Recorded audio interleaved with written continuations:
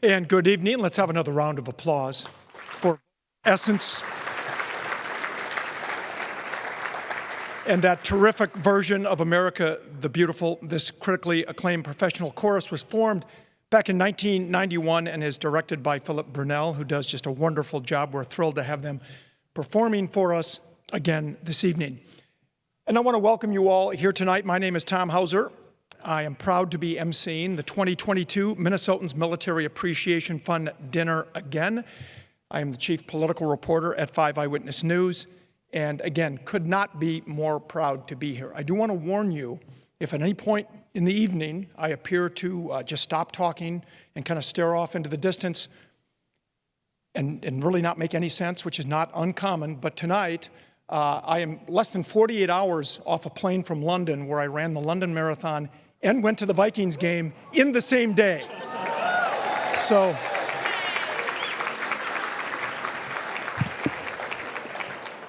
the kickoff happened just as I was finishing, and then planes, trains, and automobiles, and I got to the game in time for the fourth quarter, and we all know how that ended. So it was a fun day, all in all. But again, my way of saying be prepared for anything tonight. Well, it is great to be here again in support of MMAF and the work that they do for veterans and their families.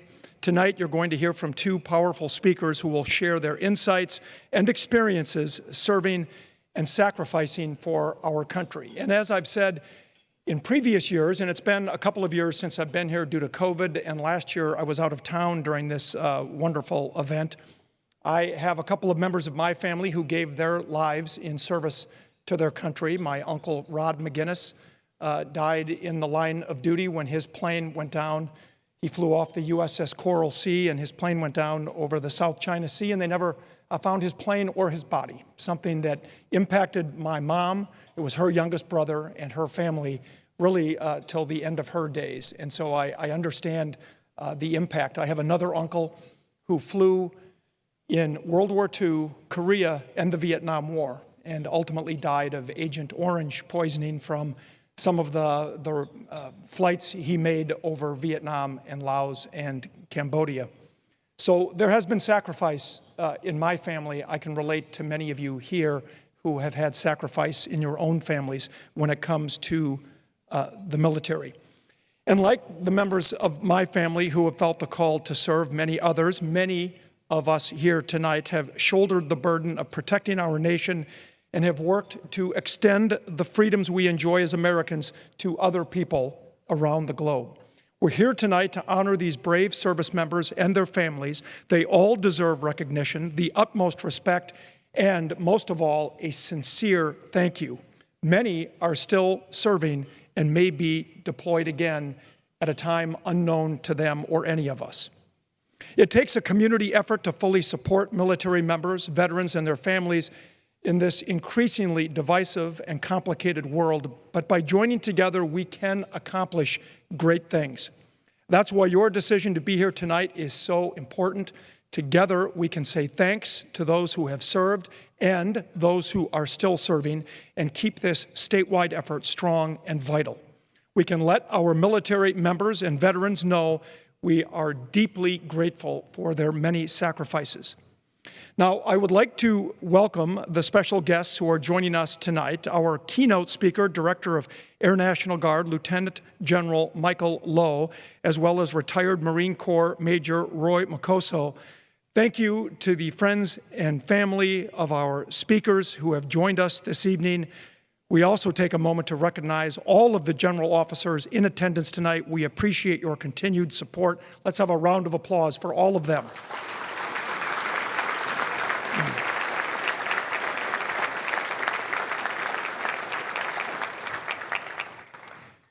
And of course, we look forward to hearing from Lieutenant General Lowe and Major Mokosso later this evening. I'm sure they will inspire us all tonight, as our speakers have every night throughout the years, and also remind us why we are so thankful for their service.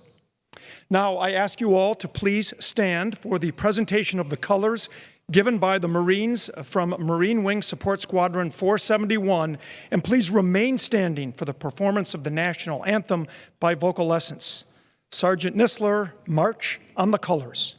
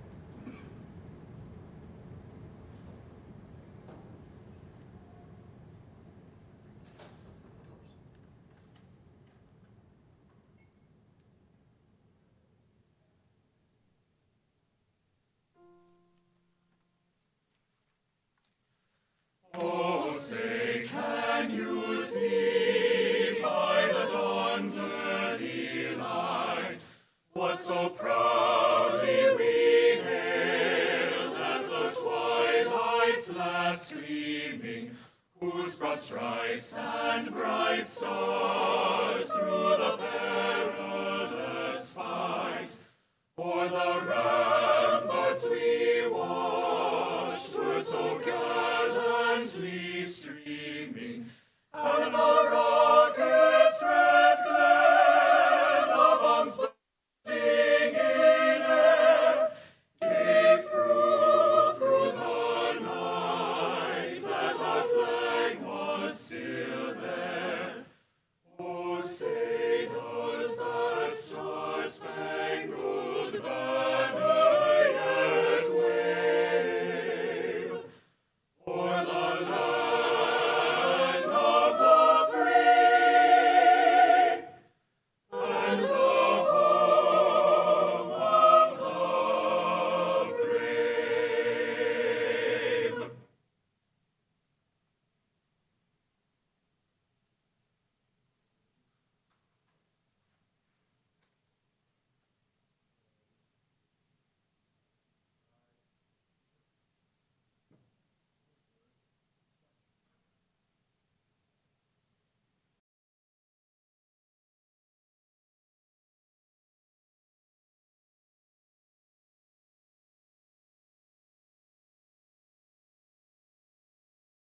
And thank you for that beautiful performance of the Star-Spangled Banner. I now ask you all to be seated for our invocation and to describe the significance of the POW MIA table tonight.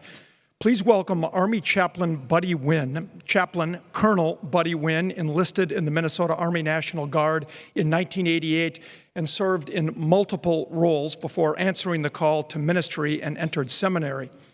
Upon entering the chaplaincy, Chaplain Winn deployed to Iraq for a 16-month tour, followed by additional Middle East deployments in 2011 and 2018. He was selected as the state chaplain for the Minnesota National Guard in March of 2020. Please join me in welcoming Chaplain Winn.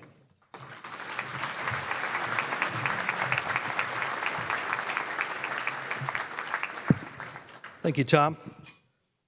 What an incredible honor to share a word of prayer together. Before I do, I invite your attention to the right side of the stage, where I'd like to speak to the significance of a POW MIA table. And before I begin, let me say that in the month of September, on 2 occasions, the Military Funeral Honors team from the Minnesota National Guard received the repatriated remains of 2 former POW MIA from World War II and the Korean War. And so that work continues. And the significance of the table, as we think about those far away, we remember those that didn't make it home, much as Tom described with members of his family. Our fallen cannot be forgotten.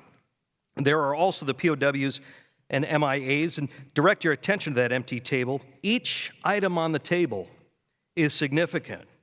The single red rose reminds us of the families who keep safe waiting for their return. The candle that's lit represents the unconquerable spirit of those still missing. The slice of lemon on the plate represents their bitter fate, and the inverted glass reminds us that they're not here to toast with us tonight. Would you join me in a word of prayer? Gracious God, as we gather tonight, we give thanks and our hearts are filled with gratitude.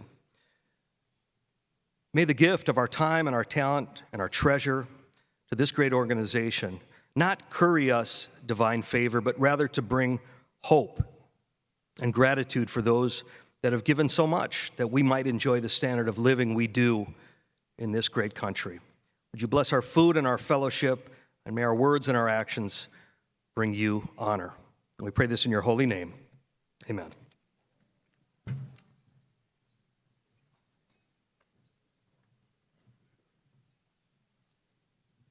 Thank you, Chaplain Winn, for those wonderful words. You cannot underestimate the value of a chaplain in the military. Training is very important, but having faith in that training and their mission is also very important. That's where people like Chaplain Winn certainly come into play.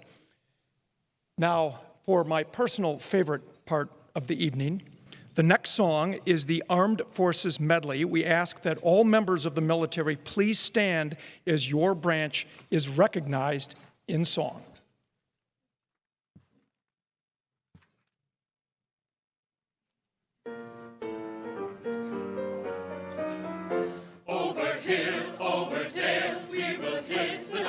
trail, and the caissons go rolling along. In and out, in and shout, counter march and right about, and the caissons go rolling along. And it's high, high heave in the field artillery. Shout out your numbers loud and strong, for wherever you go, you will always know that the caissons are rolling along.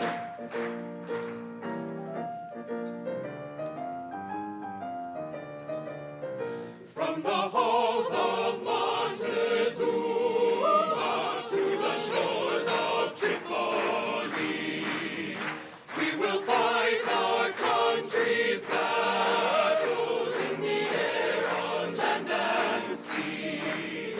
First to fight for right and freedom, and to keep our honor clean. We are proud to claim the title of United States Marines. Anchors away, my boys, anchors away. Farewell to college joys, we sail at break of day, day, day, day. Through our last night on shore, drink to the foam, until we meet once more. Here's wishing you a happy voyage home. We're always ready for the call. We place our trust in Thee. Through surf and storm and gale, high shall our purpose be. Semper Paratus is our guide, our fame and glory too. To fight, to save, to fight and die, by Coast Guard we are for you.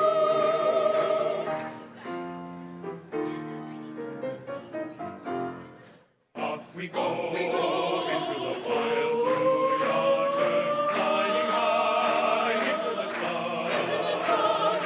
Here they come, soon to be our thunder. Atom boys, give her the gun.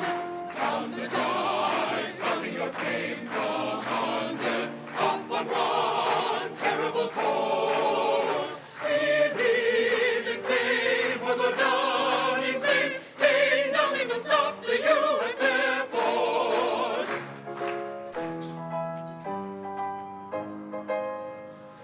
America!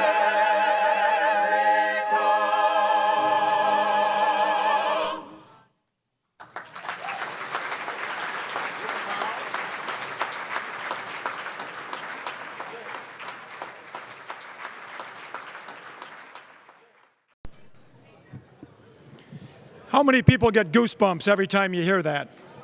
I know I do. Again, my favorite part of the evening. We ask you to begin enjoying your salads if you haven't already as we continue our program. We now have a short video that tells the story of MMAF and some of its milestones. Let's watch and remember why we are gathered here this evening.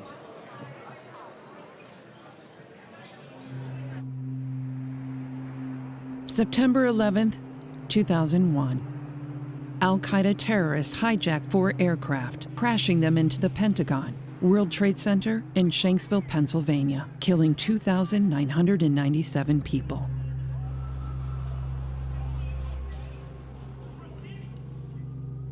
The United States enters Afghanistan in pursuit of Osama bin Laden, the leader of Al-Qaeda.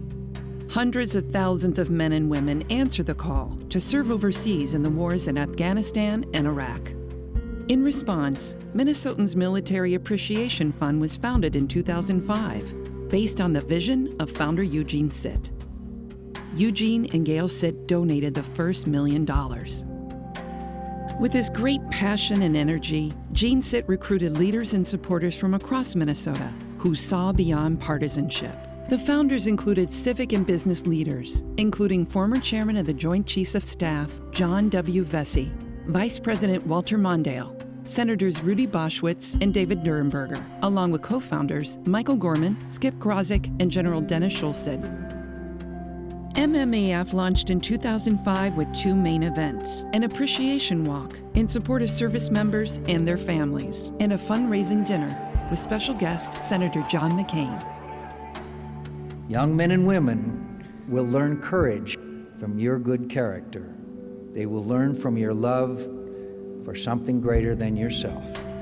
The mission is simple. Say thanks by awarding cash grants to Minnesota service members and their families. Keep up the support. It goes miles over here. Hope to be home soon. The grant you've offered to service members is greatly appreciated. It's always wonderful to hear that folks back home have us in their thoughts. In 2006, public support grew as MMAF honored troops on the Timberwolves court and the Twins field. By the end of 2006, MMAF had awarded $1.5 million in grants to over 4,000 service members. In early 2007, best-selling author and Minnesota native Thomas Friedman spoke at MMAF's second fundraising dinner. I came here for one reason, to express my thanks to those who don't really ever get to decide the wisdom of a war, don't really get to determine its execution, don't really get to debate its virtues, but who, when the orders come, willingly answer the call. In June of 2008, MMAF founder Eugene Sitt passed away. His legacy continued as his son, Roger Sitt, took the helm as chair of the organization. MMAF continued to draw support from internationally known speakers, welcoming best-selling author and Minnesota native Vince Flynn in 2009, and renowned NBC News correspondent Tom Brokaw in 2010. Let me also salute all of you here in the great state of Minnesota who have made a commitment to supporting these warriors and these military families. By the end of 2010, MMAF had awarded $6 million in grants to nearly 9,000 service members. Grassroots support flourished with the Patriot Ride, the Freedom Run, and the Twin Cities River Rats, raising funds and awareness for MMAF. If it wasn't for the community and the funds that we had gotten in to help us out from the get-go, we would be hurting right now. Everything in the system takes paperwork, time, and that's their guidelines, not the guidelines of a family that needs to eat, sleep, pay for their rent, pay for their lights, pay for their fuel to heat their house. In contrast, MMAF has a simple grant application. Most grant recipients receive their checks within 2 weeks. There are no conditions on how a grant is to be spent. Your presence here is a monument. It's not a marble obelisk. It's not a bronze tablet. It's a living monument. It's a living reaffirmation of what we all believe in, and maybe more importantly, who we all believe in. In 2015, MMAF hosted The Wall That Heals, a traveling replica of the Vietnam Memorial in Washington, D.C., as a way to honor veterans of past wars. Throughout the decade, Minnesotans continued to deploy to Iraq, Afghanistan, and Syria in combat of al-Qaeda and ISIS. In 2015, the organization surpassed $10 million in grants awarded to over 16,000 Minnesota service members and their families. People don't always think of Minnesota as a military state, but in many ways it actually is. Before I retired, 3 of our 10 combatant commanders, the 4-star officers who serve as the commanders of our troops around the globe and who answer directly to the Secretary of Defense and to the President, grew up in Minnesota. That's pretty astounding. As the COVID-19 pandemic took hold in 2020, MMAF intensified outreach to service members and awarded over $900,000 in grants in just over 1 year. The funds helped many recipients in their greatest time of need. In 2021, former Secretary of Defense James Mattis shared his support for MMAF. that we have young men and women who will look past all the hot political rhetoric, they'll raise their right hand, and they'll sign that blank check payable with their lives. And that's a fact, and any enemy who wants to take us on cannot deny that we fought, and we fought well. In 2021, grants awarded surpassed $12.5 million to over 18,500 recipients. Our mission continues. We support our Minnesota military members and their families. We owe a great debt to those who carry the burden for the rest of our country. The mission of MMAF will continue until all of our Minnesota troops come home. For more information on grants and support, please visit thankmntroops.org.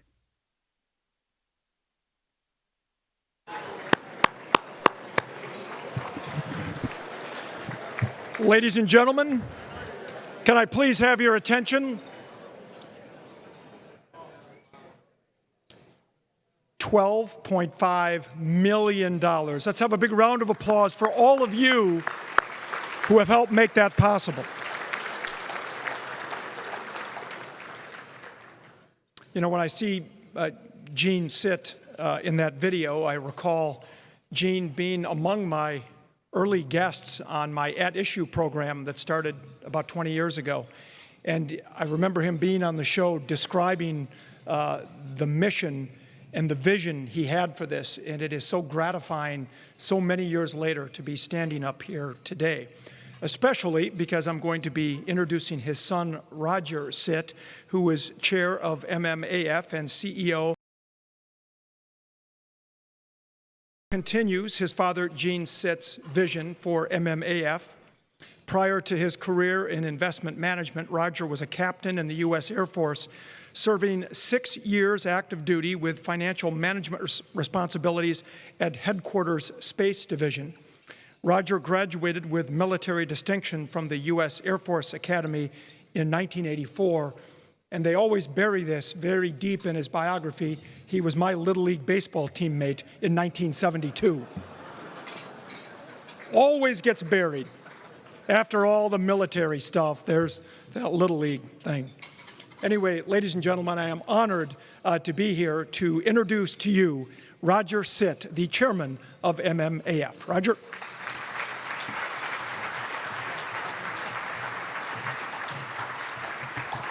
You gotta love Tom. Thank you, Tom, and thank you, everyone who has joined us this evening for our annual fundraising dinner.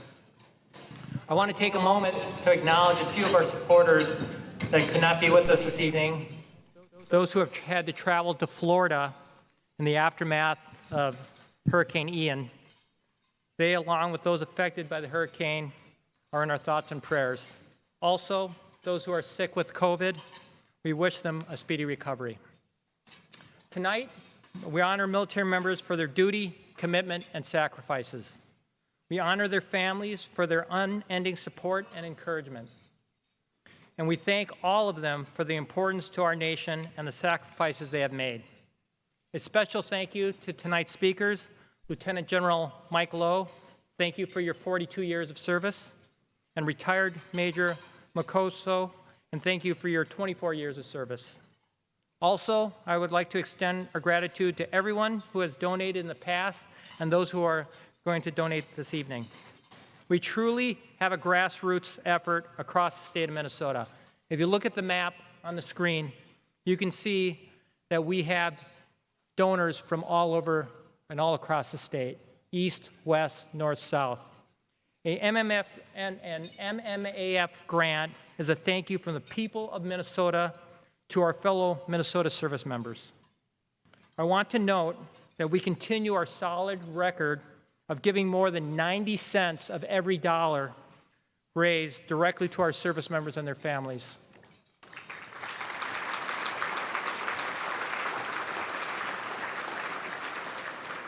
We pride ourselves on a real simple mission. We thank Minnesota service members and their families. We do so by awarding cash grants to Minnesota service members who have served honorably in a combat zone since the tragic day of September 11, 2001. There are no conditions for the grant. and how it is to be spent. And we've recently heard from grant recipients that they've used the grants to pay rent, to pay tuition, buy textbooks, buy birthday gifts, pay travel expenses, and some have even re-granted it to other service members. Thanks to your generous contributions, I am pleased to report, as of today, we have awarded nearly 19,500 grants totaling more than $13.2 million. So thank you, everybody. If you look on the map, this is the grant recipients from across the state of Minnesota. You can see we have service members from pretty much every city across the state of Minnesota. You can see the light blue dots are those who have received $500 grants. You can see the purple hearts are the Purple Heart recipients, and you can see the stars as the Gold Star families. So let me go into a little more detail on our grants. We provide $500 grants, which we've provided 19,000 of them to every service member who have served honorably in a combat zone without injury, and that's totaled just over $9.5 million. We've given $2,000 grants to 528 Purple Heart recipients. Of those 528 Purple Heart recipients, 353 of them have qualified for additional grants up to $8,000 due to the severity of their injuries. The total Purple Heart grants awarded so far is $3.3 million. Our count is that there are a lot more Purple Heart recipients in the state of Minnesota that have not applied yet, and we believe that there's another $2 million of grants that we could give to other Purple Heart recipients. So if you know of any, please let us know. And we award $5,000 grants to 68 families of those service members who are killed in action, and that has totaled $345,000. These grants are small relative to the commitment and sacrifice our service members and their families are making. But we want them to know that we are thinking of them and appreciate what they are doing for our country. And what they do for our country is faithfully serve without regard to politics. They are prepared to do whatever our country calls upon them to do. Minnesota has carried a rich history of military service dating back to the Civil War when Governor Alexander Ramsey was the first governor in the state to send troops for President Lincoln. We celebrate our Minnesota military service members for their duty, their honor, and commitment to our country. MMAF's work is far from done. The Department of Defense indicates that we have roughly 20,000 Minnesotans currently serving in the armed forces, with about 7,000 of those active duty and roughly 13,000 in the Guard. Currently, there are 2 Minnesota National Guard units deployed, and there are another 5 units scheduled for deployment soon. We also know that there are a number of Minnesotans on active duty serving around the world, but their numbers and locations are difficult to pinpoint. Recently, we have seen grant applications from Minnesota service members deployed to the Middle East for operations in countries designated as combat zones, such as Saudi Arabia, the Horn of Africa, and Iraq. We are watching very carefully what the situation in Russia and Ukraine may bring. It is also estimated that since 9/11/2001, there have been over 40,000 Minnesota service members that have served in a combat zone. This means that there could be an additional 20,000 Minnesotans and up to $10 million in grants that we hope to award. While most of our grants are from the 2015 to 22 era in terms of having served, we are still getting about 20% of our grant requests coming from those who served between 2001 and 2015. Therefore, our mission continues, our support for Minnesota military members and their families, and we are actively seeking those Minnesotans who are eligible for grants who have not yet applied. We owe a great debt to those who carry the burden for the rest of this country. As we know, freedom is not free. We must continue to uphold the honor of these selfless men and women as we have done for the past 17 years. So please join me and raise your glass to offer a toast to all the Minnesotans who have served. Hear, hear. Please enjoy the evening, and I'll be back shortly. Thank you.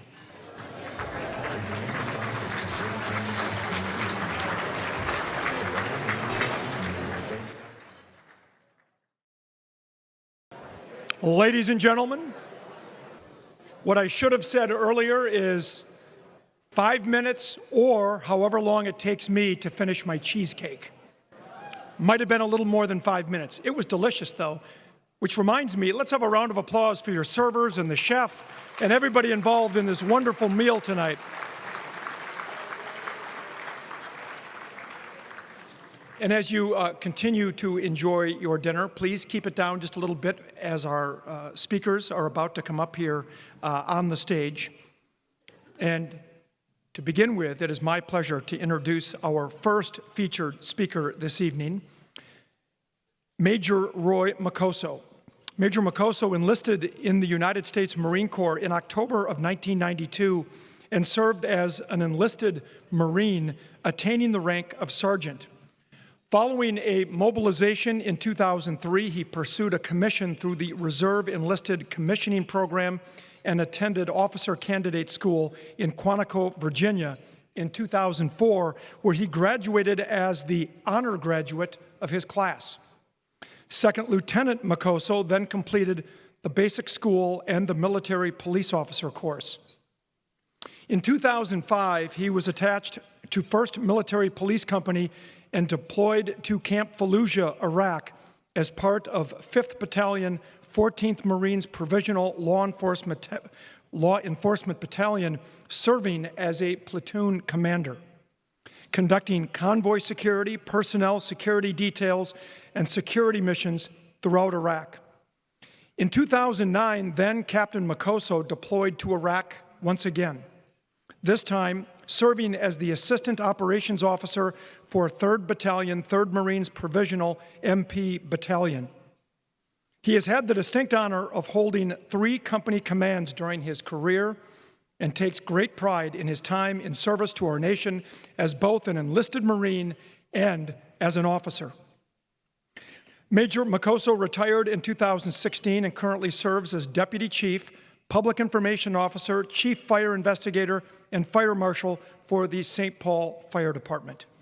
Ladies and gentlemen, please join me in offering a warm welcome to Major Roy Mokosso.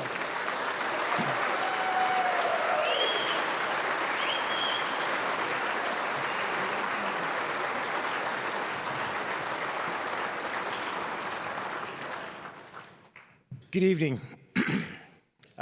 Thank you, everyone, for being here.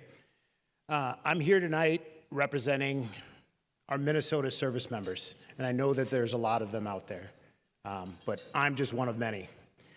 I was here as an attendee last year, and, well, General Mattis spoke, so that's pretty impressive.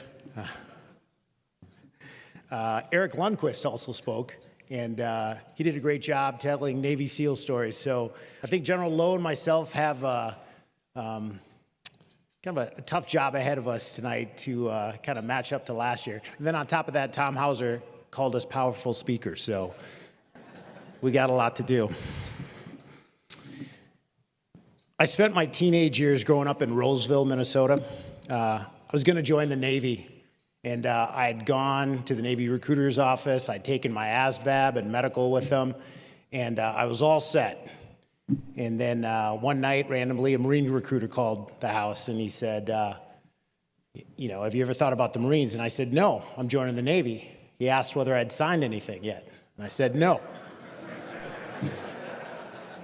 He came over that evening.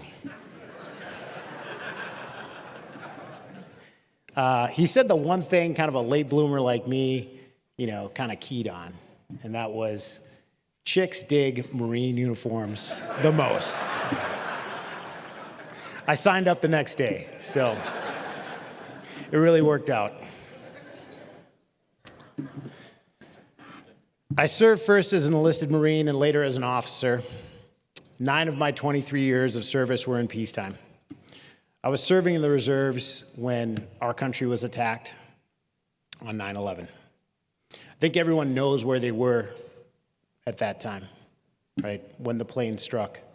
I was in San Antonio, Texas. I was there for training as a sales rep for some medical imaging software for medical records. Doesn't seem that important now. But at that time, we were stuck in San Antonio, Texas. As you remember, there was no flights for a solid week. So finally, by Friday, another guy and I decided to rent a car and drive back to Minnesota. And it was really interesting. Our drive home, everywhere we stopped for gas or rest stations, you had people in business attire, kind of 4 people jammed in a vehicle, kind of hodgepodge, people thrown together, just trying to figure out how to get to that end destination. It was, kind of an unreal time.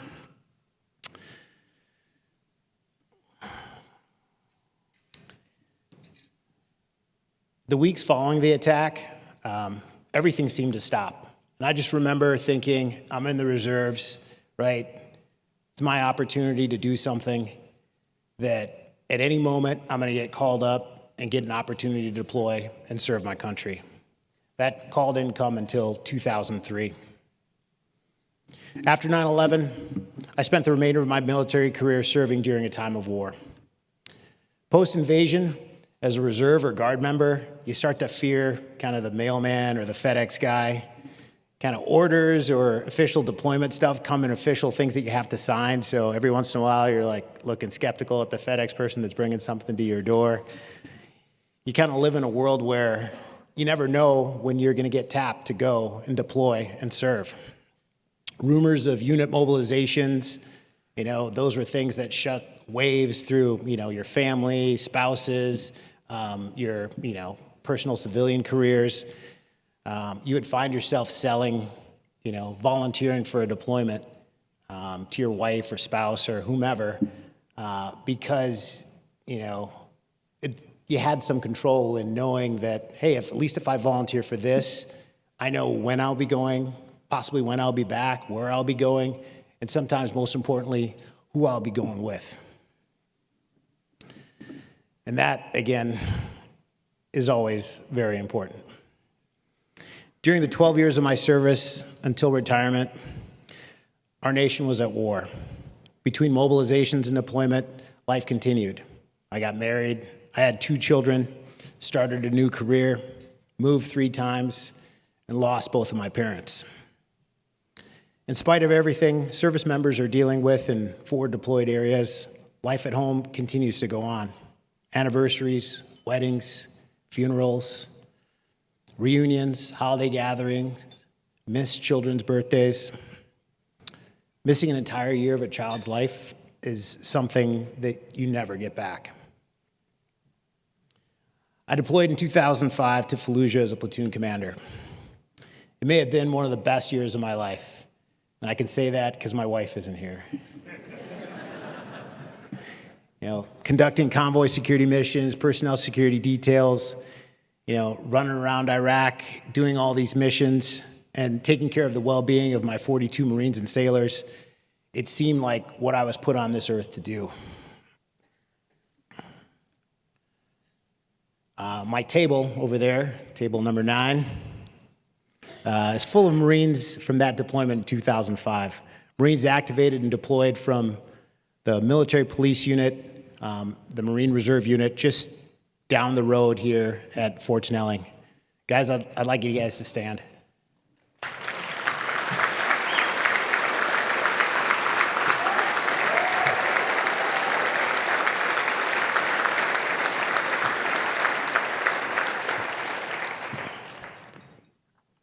They're pretty ordinary guys. You're welcome.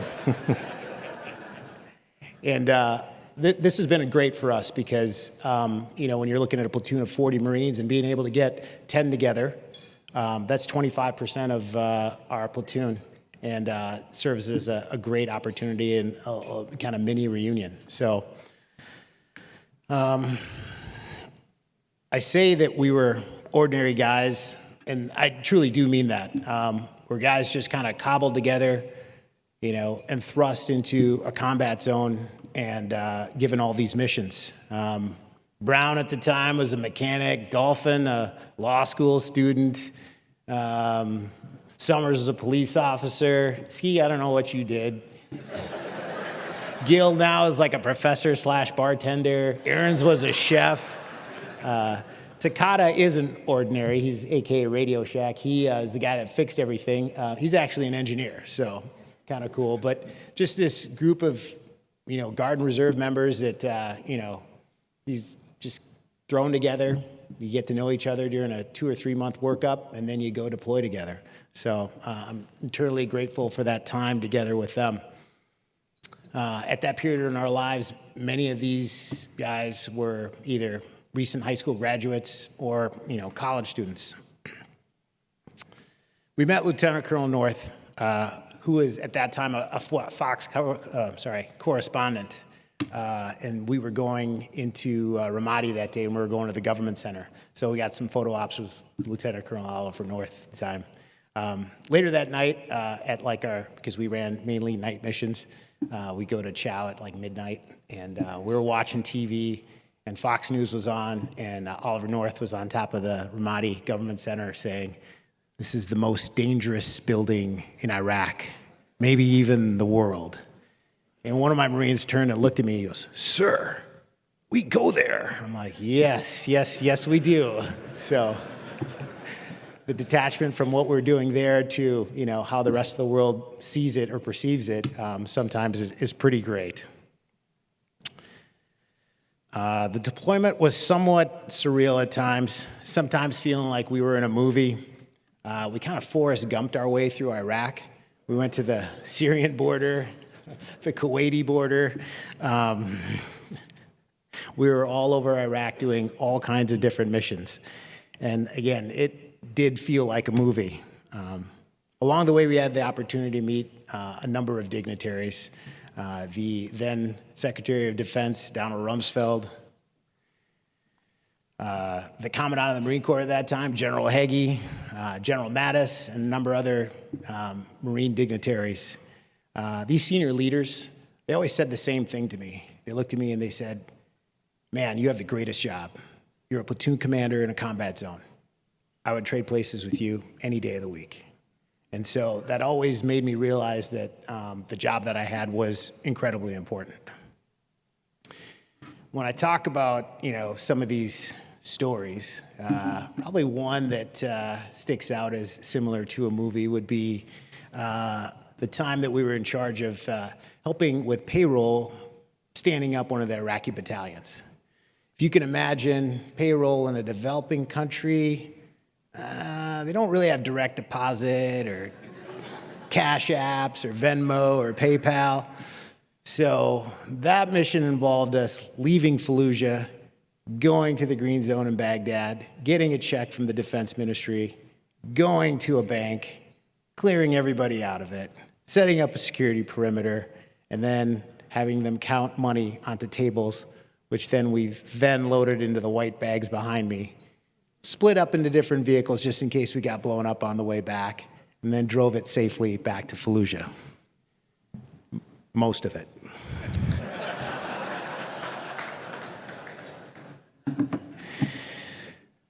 I'm proud of having served in Iraq, especially during the time of their first democratic elections. It's something I can always say that I was a part of. Nearly 60% of the population showed up to vote. The voter turnout was amazing.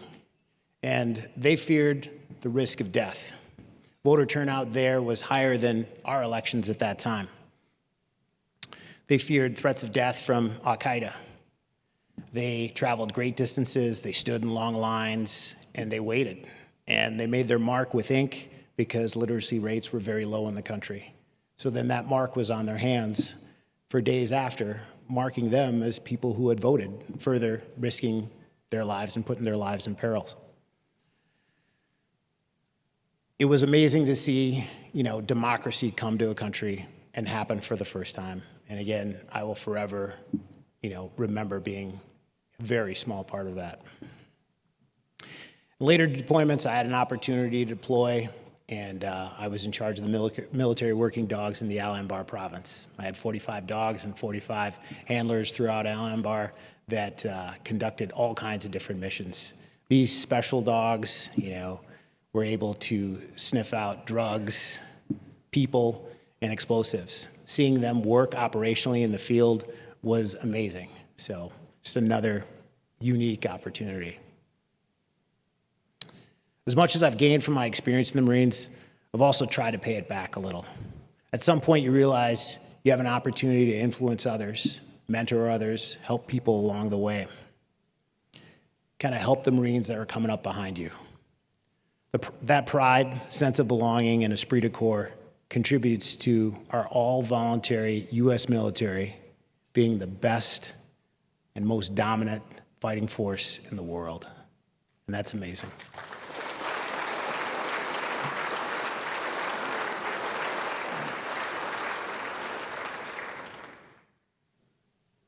Coming home. Only those that have been gone for a long period of time truly experience what it's like to come home. There's nothing better than it in the world. Riding in on the buses, the signs, people tearing up before you even step off the bus, the hugs, and just that warm embrace, and just realizing that you've been missed. That son or daughter that just spent a year without you, doesn't know you, doesn't want anything to do with you. I dreamed of giving my daughter a hug. I left when she was 1. I came back, she was 2, and she wanted nothing to do with me.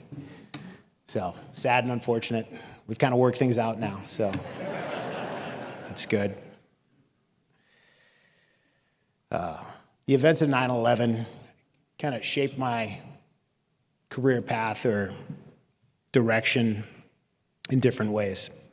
I was inspired by the 420 emergency service workers that perished in New York trying to help or save others. It inspired me to serve both at home and abroad.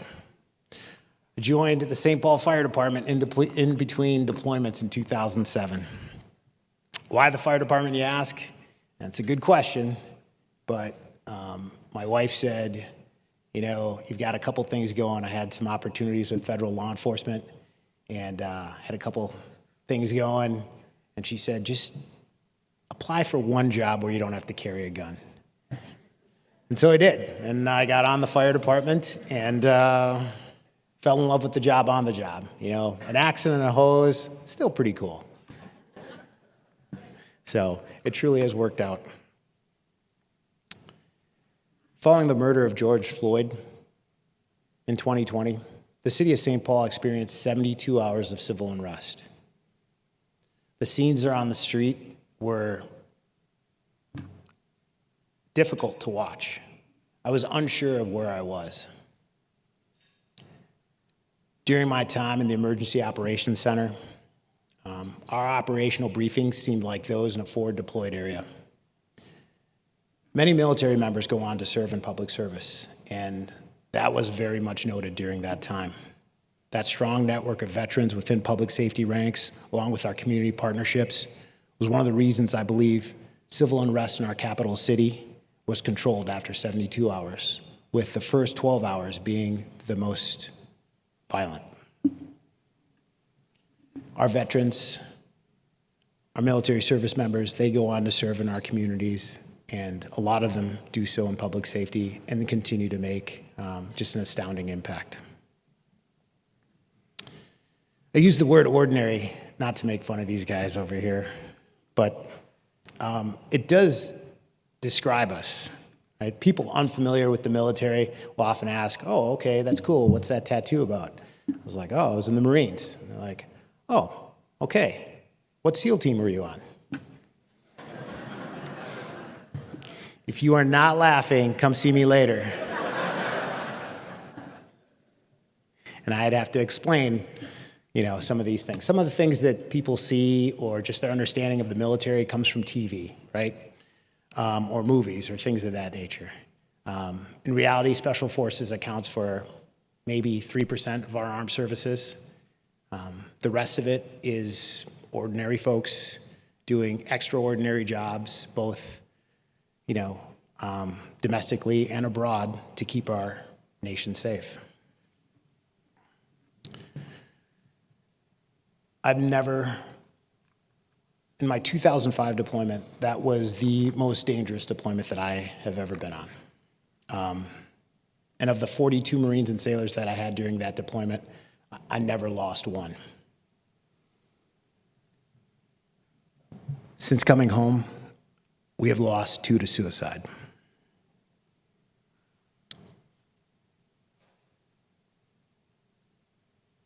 Larry Tyler on your right, also known as Boogie, was lost to us in June of last year. Robin Solman, on your left, had been a grant recipient from the Minnesota Military Appreciation Fund. He was lost to us in August of last year. Veterans have an over 50% higher risk of suicide than those who have not served. Thank you for being here tonight. Thank you for supporting the Minnesota Military Appreciation Fund. This organization makes a difference in the lives of Minnesota service members. The grants they receive allow them to do things like pay for school, fixing a car, taking a trip, paying a bill, helping out their families. I'm just one of many that has served. Thank you to the many veterans and service members, active and retired, in the room tonight. Thank you all for your support of the men and women who voluntarily accept everything that comes with military service. Thank you.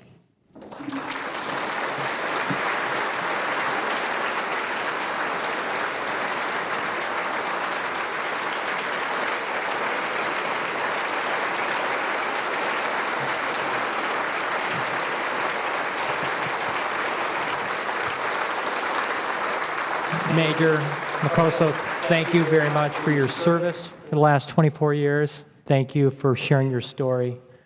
You're such a humble person. You never applied for a grant.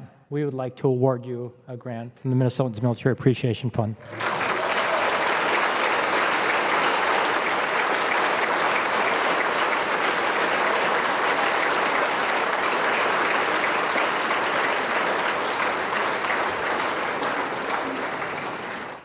By the way, that was a surprise for Major Mokosso. He did not know that was coming. Let's have another round of applause for Major Mokosso.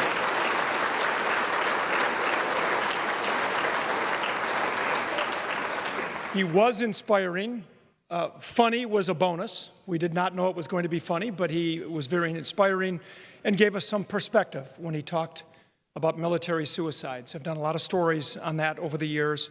It is a very real problem, and I hope if you ever have a chance to do anything to donate to an organization that deals specifically with suicides in the military, please donate your time or money, whatever you can do, because it is a very real problem. I also want to mention, Major Mokosso, I did take an informal survey. Chicks really do dig the Marine dress. There was some sentiment for the Navy whites, but they did like the Marine Corps uniforms. So, again, thank you for those inspiring words. And now, I would like to introduce really one of my favorite people that I got to meet while working in the news business, starting at Channel 5 30 years ago, believe it or not, 30 years ago last month. He was probably one of the first people that I met in a previous life that he had in politics. He's also one of the co-founders of MMAF and a man who continues to be an active and instrumental MMAF board member for the past 17 years. He retired from the Air Force as a brigadier general. He then held elective office in Minneapolis for 22 years, and he has served as a political campaign consultant for offices ranging from legislature to the governor, and some people may not know this or recall this, but he also once ran for lieutenant governor of the state of Minnesota. His many volunteer efforts include serving on the Air Force Chief of Staff's Civic Leader Group, and just on a personal note, again, as a young punk reporter here in the early 90s when I first started, Denny Schulstead, when he was serving, he's an extinct breed now. He was a Republican on the Minneapolis City Council. He was so gracious with his time and with somebody who was new, even though I grew up here. I'd been away for 9 years. He made me feel right at home as I covered the city of Minneapolis, and he and I have been friends ever since. And I would please ask you to join me in welcoming retired Brigadier General Denny Schulstead.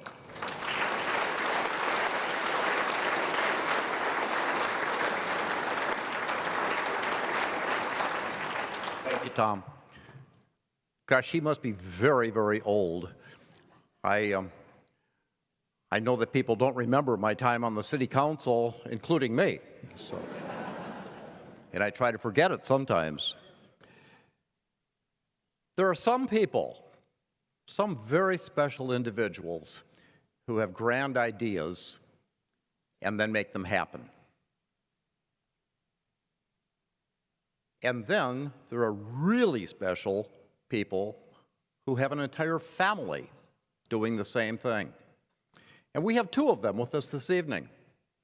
One is the Sitt family, because if it hadn't been for the Sitt family, we wouldn't be here tonight, and there wouldn't be a Minnesota Military Appreciation Fund, and there wouldn't be 19,000 people who have been thanked and been given grants by that fund. When Gene Sitt saw me and had that idea, I said, "Oh, that's too hard. You can't raise that kind of money." And he said, "Well, here's a big check." And with a little smile, he said, "We can do it." And he did. He did it. And when he passed away, Roger Sitt came along with his entire family to carry on the grand ideas that Gene Sitt had. So thank you, Roger and the entire Sitt family.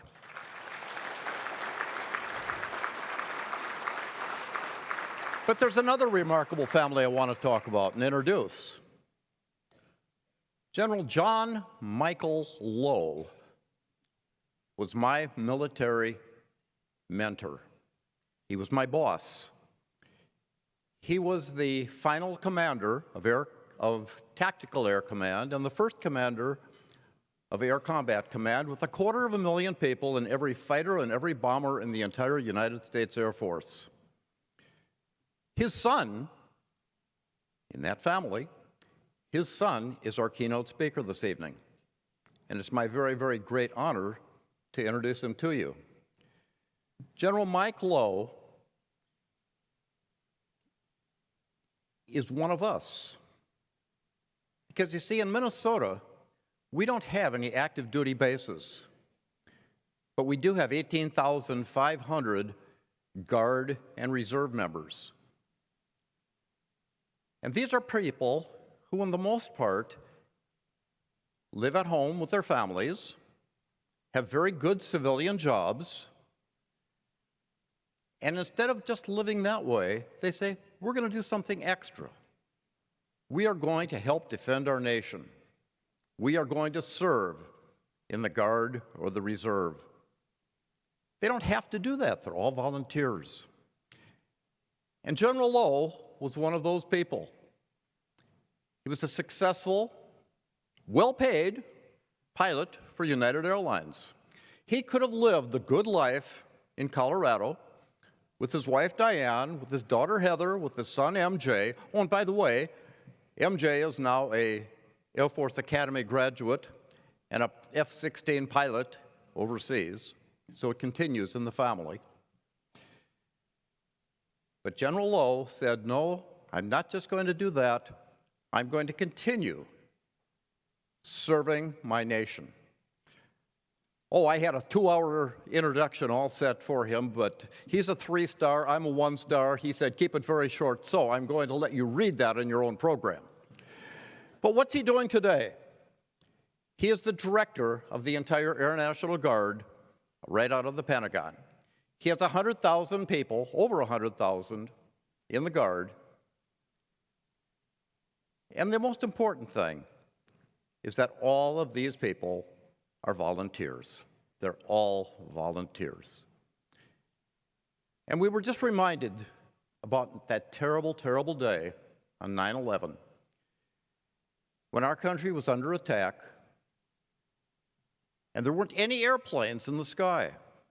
The sky was completely empty. Oh, there was one. There was one airplane. It was an F-16, fully armed, from Duluth, Minnesota, from our Air National Guard. There were 3 of those planes that came down here. One was in the air, one was on the ground with the pilot in the cockpit, and one was being repaired. And we all felt a whole lot safer knowing that that plane was up there defending us. That is part of our Air National Guard, and General Lowe is in charge of that guard nationwide. Ladies and gentlemen, there are some people who have grand ideas like the Sitt family. There are some people who are magnificent leaders like the Lowe family. And he's also my dear personal friend. Please welcome Lieutenant General Mike Lowe.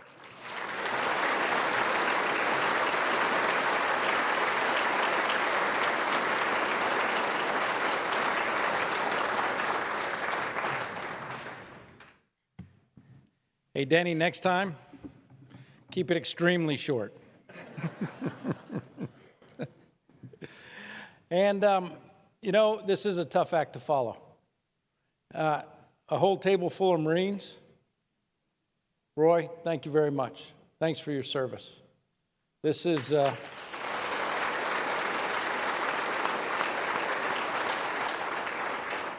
you and your teammates there inspire us all. They truly do. Hey, folks, I'm honored to be here today to be a guest speaker, where your previous guest speakers, as we've heard, include Secretary James Mattis, General Stanley McChrystal, General Joe Votel. All 3 of those guys are retired 4-star generals. So I was wondering, is this a vote of confidence? Or are you telling me it's time to retire? In either case, it's great to be back here in Minnesota and get away from D.C. for just a little while. But I can't stay too long because every time I leave D.C., the bureaucrats are after our planes, your planes. So I got to get back there pretty quick. Hey, and the Sitt family, Scholstats, everyone else who contributes to MMAF, it is a great organization. I know the tremendous support and comfort to our service members and to their families. Your work allows them to continue to do the nation's work. And for that, you have my deepest appreciation. Thank you. All right, now tonight, I love being here because I can talk about my favorite subject, your National Guard. Hey, the Minnesota National Guard. This past year, over half of the 148th Fighter Wing out of Duluth deployed worldwide in 2022, including to both AFRICOM and CENTCOM areas of responsibility. Currently, you have airmen sitting F-16 Homeland Defense Alert, our nation's #1 priority. The 133rd Airlift Wing, right here in Minneapolis, the 210th Engineering Installation Squadron currently has members working on communications and infrastructure upgrades at Anderson Air Force Base, Guam. During a recent Valiant Shield exercise out in the Pacific Theater, the 133rd Airlift Wing took 2 of your C-130s and transported a HIMARS unit for a Marine Corps while deployed to Guam. They actually went down to Palau and they demonstrated the ability to do long-range fires with the Marine Corps. The 133rd Contingency Response Force has established itself as the Contingency Response Force for the Air National Guard in the Arctic Capability Mission. That unit develops the tactics, techniques, writes the requirements for all other units in the Arctic. Your Minnesota Army National Guard has also been doing great things. The Minnesota Army National Guard deployed a total of 1,457 soldiers from 11 units in 2022. I know General Menke's here tonight. Thank you for your leadership, sir.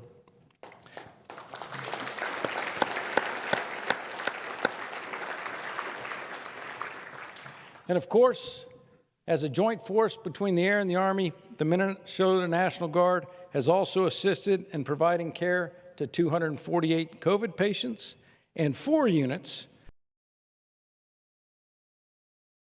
to flooding in Crookston and International Falls this year. Your Minnesota National Guard also hosted the 9th Women's Leadership Forum. There were 500 attendees, and it was an outstanding event that is getting after how we recruit, mentor, develop, and retain top talent, regardless of gender. These are just the few things that your Minnesota National Guard has done in 2022. They, along with the rest of the National Guard, have done so much to defend the homeland, deter aggression, defeat our adversaries, and build a resilient joint force. You will hear that theme in the future. While doing these things, which remember is a primary purpose of your National Guard, they also support national disasters and COVID response here at home, including the largest mobilization of Guard members since World War II. They, like the rest of the National Guard, have proven that we are truly a ready-today force. Unfortunately, while your daughters and sons have been fighting against violent extremists, our competitors have been watching, and they've been learning. China and Russia have been observing the way we fight, building their forces to counter ours, and looking for their opportunity to strike. Now we are winding down our very large operations in the Middle East while still remaining engaged there and turning to face the threat posed by China, Russia, and other authoritarian regimes. Russia has shown their true colors and invaded the sovereign nation of Ukraine. China, China, China is our pacing challenge. Unlike Russia, they have a first-rate military. But make no mistake, China shares Russia's aggressive and predatory instincts. China has repeatedly threatened to seize Taiwan by force. When our United States civilian leaders visit Taiwan, China responds with aggressive live-fire exercises and airspace penetrations. There can be no doubt that China is determined to change the status quo in the Indo-Pacific region and impose its will by force if necessary. They have repeatedly said this publicly, and their menacing of Taiwan is intended to demonstrate their willingness to overrule democracy by force. Russia is determined to change the status quo in Europe, has already invaded Ukraine, and is now making nuclear threats to shore up their failing conventional aggression. Therefore, we must deter and, if necessary, defeat further Chinese and Russian aggression. That's the responsibility of your United States military. To do this, we must become stronger tomorrow. Your reserve components need to be ready today, yet stronger tomorrow. Starting in 2018 and updated in 2022, our national defense strategy has emphasized the need for us as a nation and a military to return our forces to strategic competition. China is our pacing challenge. While this focus is new to many of us who have served over the last 30 years, it would come as no surprise to generations that preceded us, to include me, with over 40 years in uniform. Our nation confronted hostile and aggressive partners throughout the last century and fought 2 world wars to defeat authoritarian aggression. This is our history, folks, and one that can provide us a great deal of insight about the challenges we face today. The Air National Guard was formed just after the start of World War I in June 1914, World War I was really the birth of military aviation. It was a costly war that, with the benefit of hindsight, might have been avoidable. For 30 years prior to World War I, Germany planned to invade neutral Belgium to invade France. Yet Britain, France, and others refused to believe Germany would, because it would bring Britain into the war against them. France did not fortify the border with Belgium, and in 1914, Germany ruthlessly cut through Belgium and caught France by surprise. The result was 4 years of warfare at the cost of 40 million lives. We should have learned a valuable lesson from World War I. Deterrence starts with defense. By the 1930s, Germany was once again making plans to invade France, and Japan was menacing the Pacific. Many in Europe did not think war would come. Britain and France were desperate to avoid it, and they sought to appease Hitler as he annexed Austria and moved against Czechoslovakia. Is this starting to sound just a little familiar? Many in 1938 thought that the Germans and Japanese aggression was limited to a faraway country between people of whom we knew very little. They did not challenge Germany and Japan with strong, unified defense. They did not deter them from further aggression. The cost was between 70 and 85 million lives who perished during World War II. It was only after the Second World War that we learned the lesson.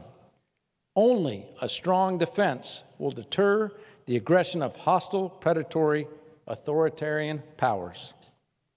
World War II was barely over when we confronted the Soviet Union, when they blocked all land access to the city of Berlin.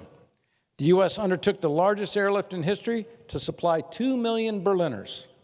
Faced with an awesome might of the U.S. Air Force, the Soviet Union gave up and lifted the blockade on May 11th, 1949.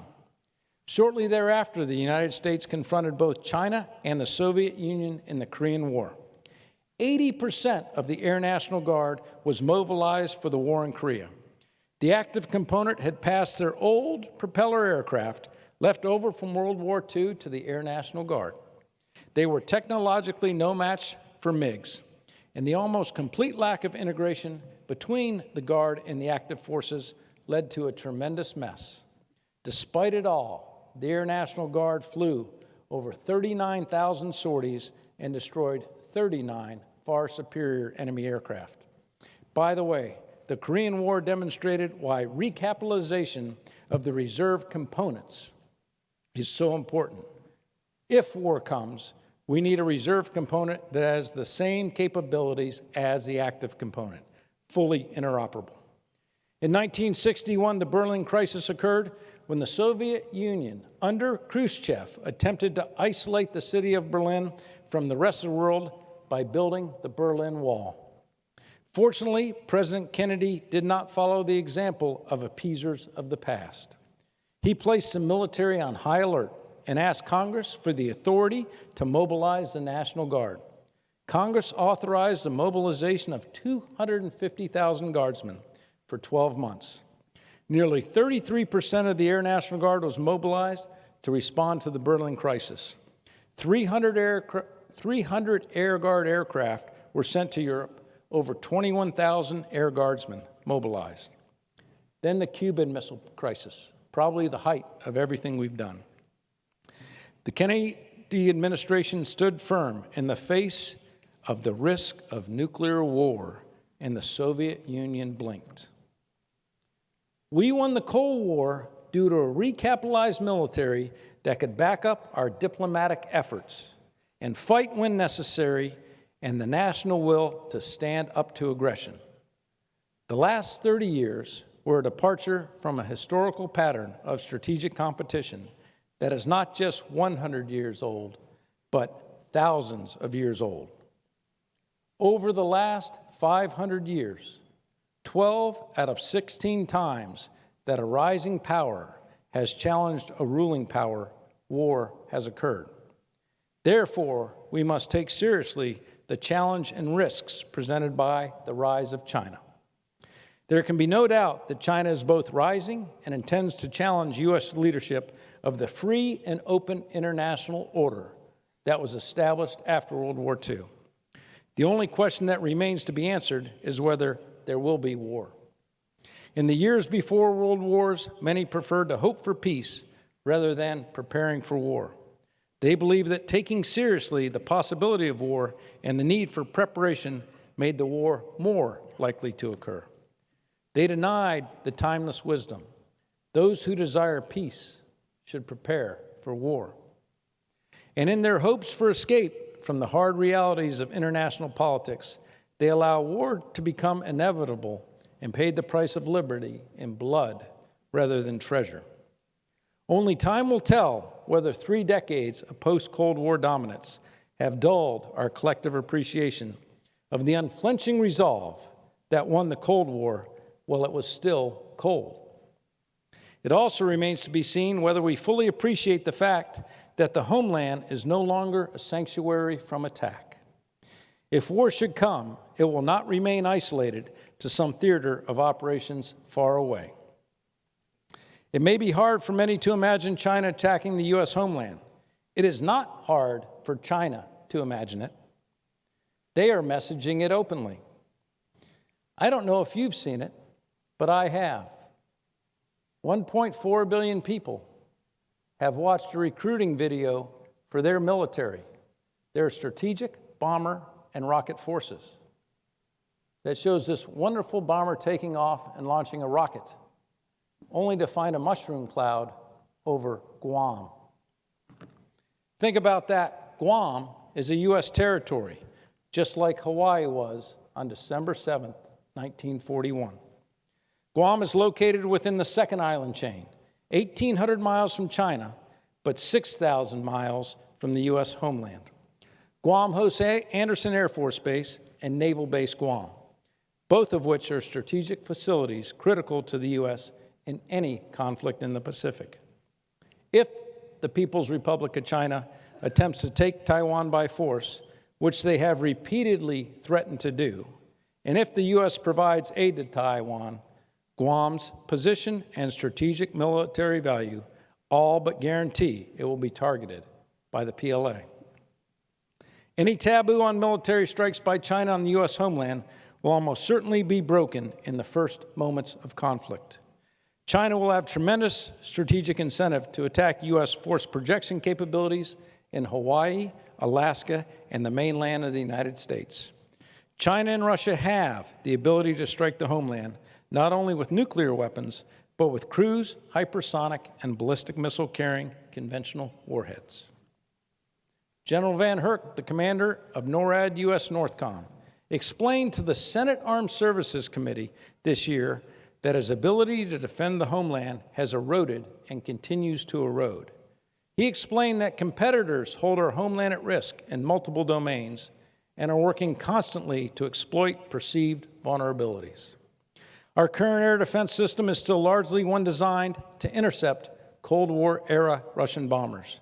Yet today's weapons no longer require bombers to leave their own airspace before launching weapons that can strike deep inside the U.S.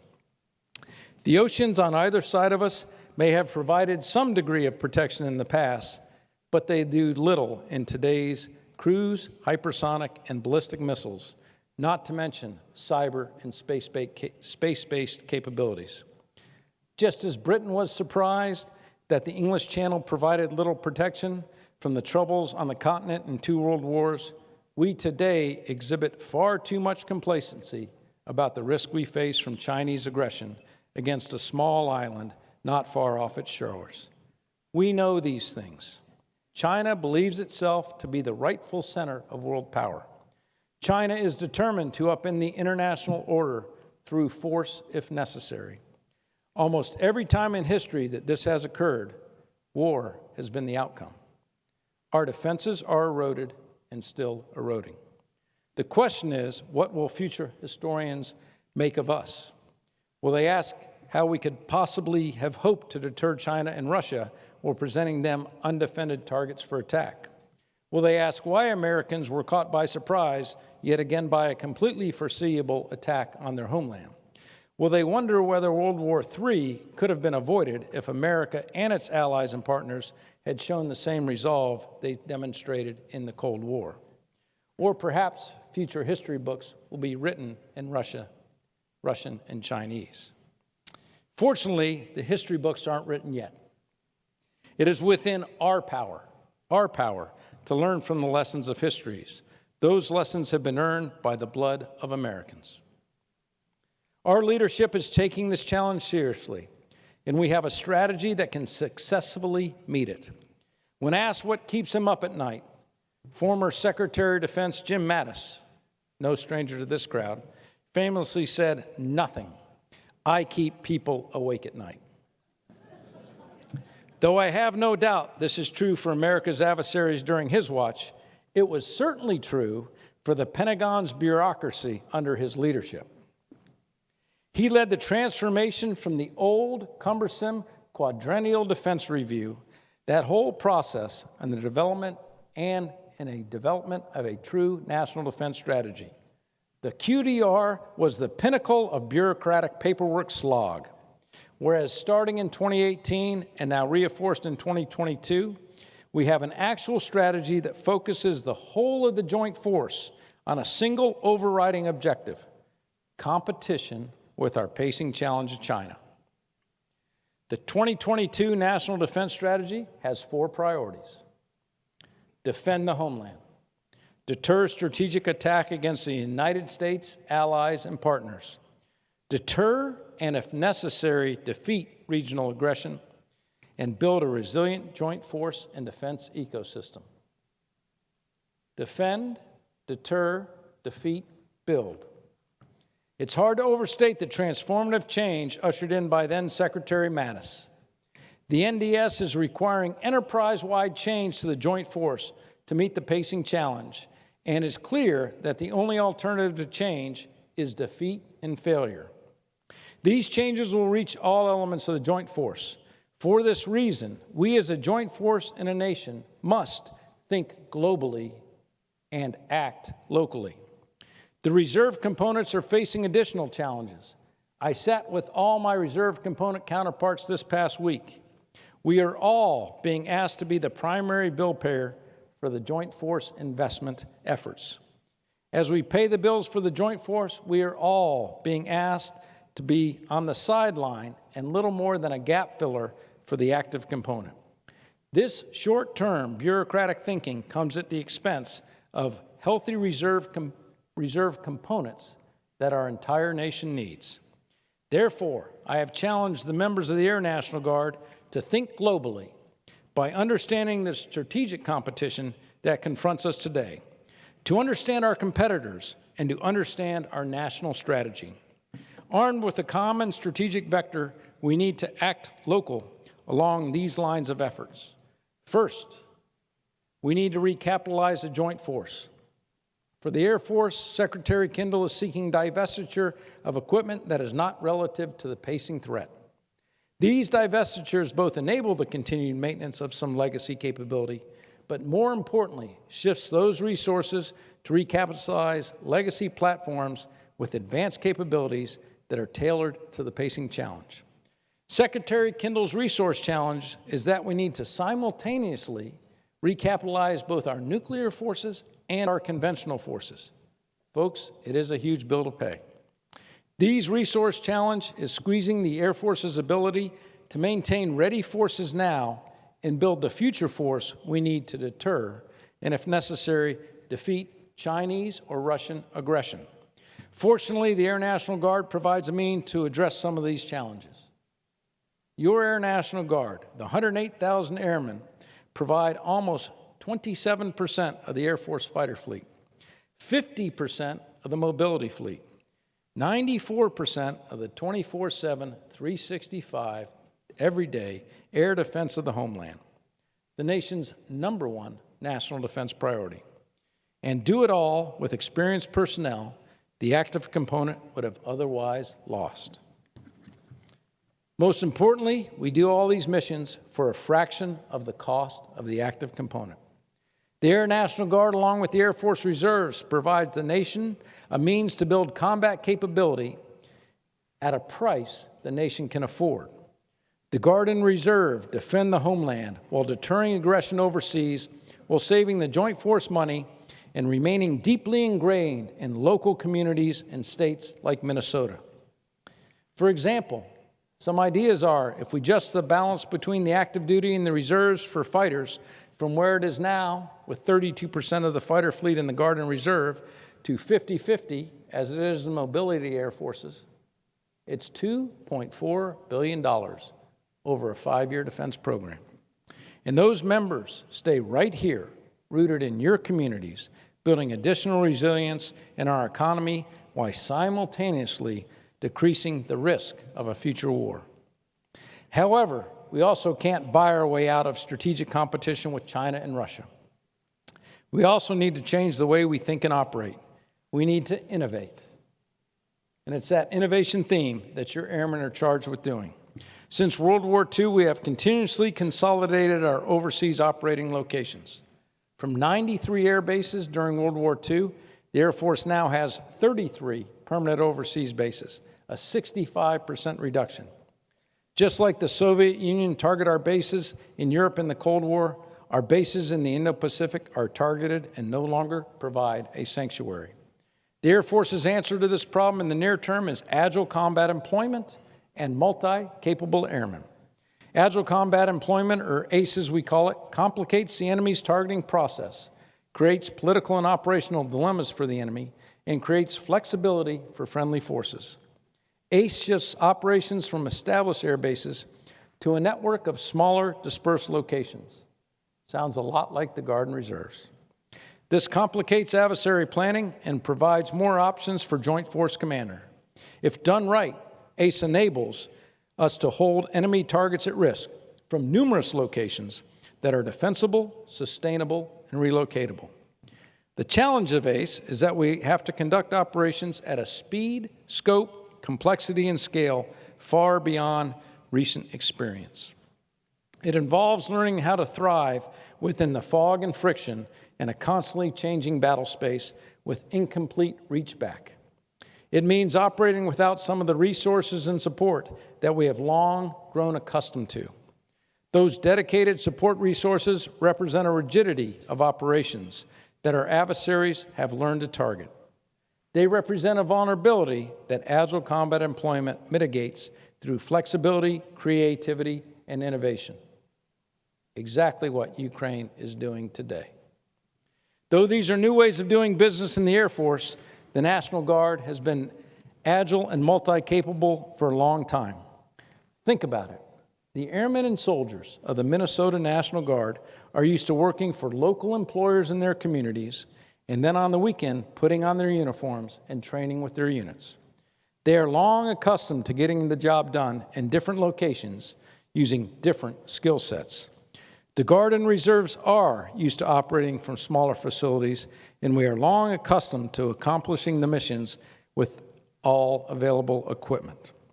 Your airmen, soldiers, sailors, Marines, Coasties, and Guardians are the very definition of multi-capable. That must be why active duty folks constantly seek them out to help train and mentor less experienced active duty members. This just reminds us that innovation and adaptation come naturally to Guard and Reserve members who embody the innovative spirit of our nation. Finally, this brings me to the need to engage. My first engagement priority is with our airmen. We must ensure that every service member understands the National Defense Strategy and the critical role they play in it. If we can help our airmen think globally, then we can truly unlock their full potential to act locally. No matter the challenge, if we provide our airmen a good strategic vector and folks get out of their way, there's no limit to what they can achieve. In addition to engagement with our airmen, we also need to engage with our local, state, national, and international partners. We cannot meet the challenges of strategic competition with any one instrument of national power alone. We must meet these challenges with the whole-of-nation approach. More than that, we must engage with our international partners in order to truly provide the integrated deterrence that our national defense strategy calls for. We have to learn to recognize the lessons of World War I and World War II. We have to recognize as a nation, if we truly desire peace, we must prepare for war. We, as a nation, have to be willing to stand up to aggression. We must now provide for the continued existence of the free and open international order that is safe for our values. The only alternative is failure, and failure leads to war. Success, however, does not mean victory in war. The reward for success is not having to fight a war in the first place. It's not having to send your sons and daughters, my sons and daughters, back into the Pacific and Europe to fight and die only to relearn the lessons we paid such a high price for already. The reemergence of this strategic competition presents us with tremendous challenges, risks, dangers, and opportunities. But these have always attended the preservation of liberty. Our nation is no stranger to the grueling struggle for liberty, and we have paid dearly to build an international order based on it. What we are doing here today is part of the reason we are a great republic. 50 states, 3 territories, and the District of Columbia come together to support our national defense. Your support of the Minnesota Guard, Reserves, and active duty members, and especially their families, directly supports our national defense. Your sons and daughters are part of the national defense fabric, and your support of them and their families makes us a stronger nation. Many of you are business leaders. When you hire Guard and Reserve members, you invest in the resiliency of our homeland and our defense ecosystem. You are a critical part of our national defense strategy, and I deeply thank all of you for what you do. Thank you for support and for this wonderful evening. Thank you.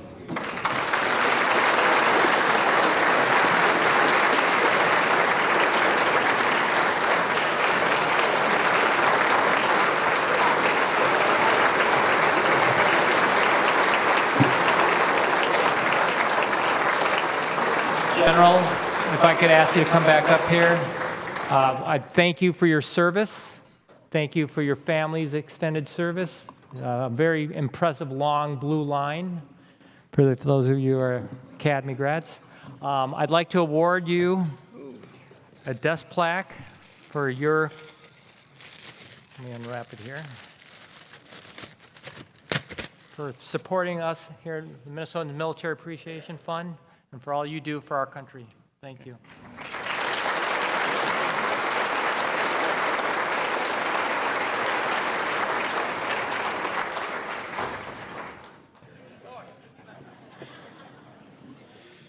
Let's have another round of applause for both General Lowe and Major Mokosso.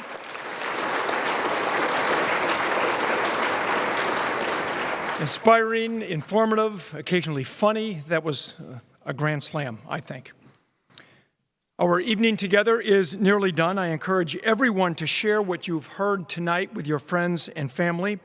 If you wish to support MMAF, consider making a donation tonight in the name of someone you know who has served or is serving. There are cards at each place setting with a QR code taking you directly to the MMAF website where you can make a contribution, or you may do so as you exit in the donation box at a table just outside of the ballroom. And I'll again remind you that SIT Investment Associates has underwritten this entire event tonight so that every dollar raised here tonight, every single dollar, goes back to our military and their families. How about a round of applause for SIT Investment?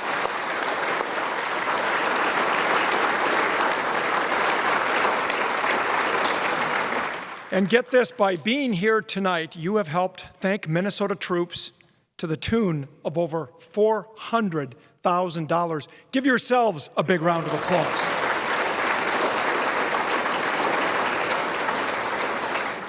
And as you leave, please feel free to take home the beautiful flower centerpiece at your table. And now the moment I've been waiting for, it's my big chance for a solo. Oh, wait a minute. I guess I guess VocalEssence is going to come up here and entertain us with a final song, God Bless America. Thank you all for being here on behalf of SIT Investments, Philip Brunel, who does such a great job with VocalEssence. Thank you, everyone. And now, please enjoy this.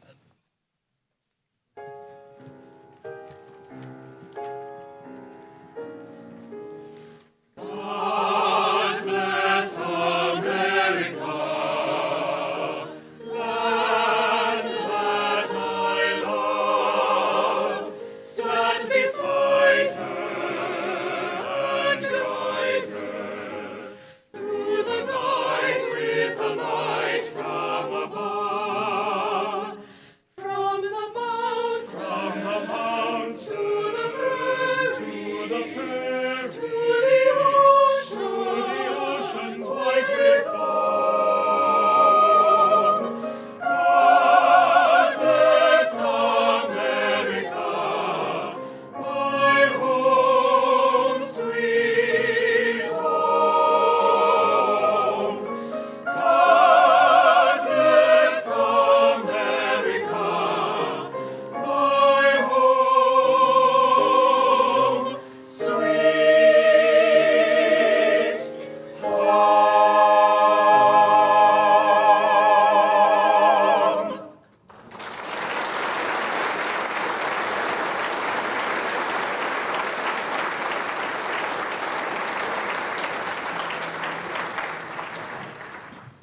And that is a wrap, folks. Thank you all for being here. Tell your friends, neighbors, anyone you know about this event. Maybe we'll see them here with you next year. In the meantime, drive safely and enjoy the rest of the week and your weekend. Thank you again.